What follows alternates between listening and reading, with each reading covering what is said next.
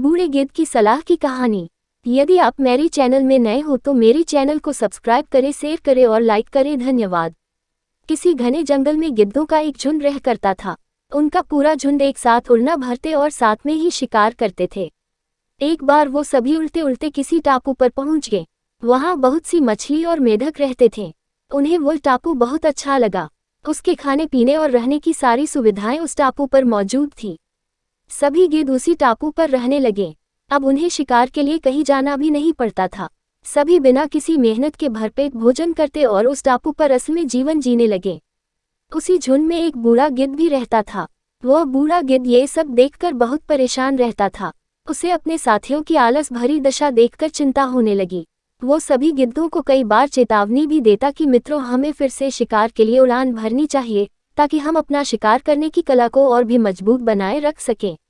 अगर ऐसे ही आलस करें तो एक दिन हम शिकार करना तक भूल जाएंगे।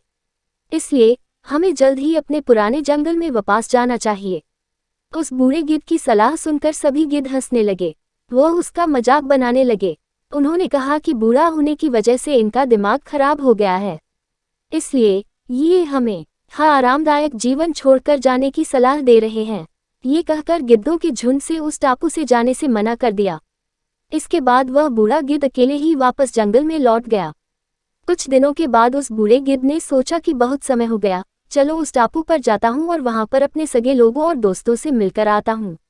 वह बूढ़ा गिद्ध जैसे ही उस टापू पर पहुंचा, वहां की हालत देखकर वह हैरान रह गया। वहां का दृश्य बहुत भयावह था। उस टापू पर मौजूद सभी गिद्ध मर गए थे। वहां पर सिर्फ उनकी लाशें ही पड़ी थी। तभी उसे कोने में एक घायल गिद्ध दिखाई दिया। वह उसके पास गया और वहां की हालत के बारे में पूछा। उसने बताया कि कुछ दिन पहले इस टापू पर चीतों का एक झुंड आया था, जिन्होंने उन पर हमला कर दिया और सबको मार दिया। हम लोग बहुत समय से ऊंचा उड़े नहीं थे, तो हम अपनी जान भी नहीं बचा सके। हमारे पंजों में उनसे मुकाबला करने की क्षमता भी कम हो गई थी। उस घायल गिद्ध की बात सुनकर बूढ़े गिद्ध को बहुत दुख हुआ।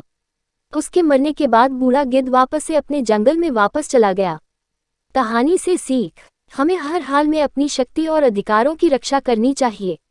अगर आलस की वजह से अपना कर्तव्य करना छोड़ देंगे तो भविष्य में ये हमारे लिए घातक हो सकता है।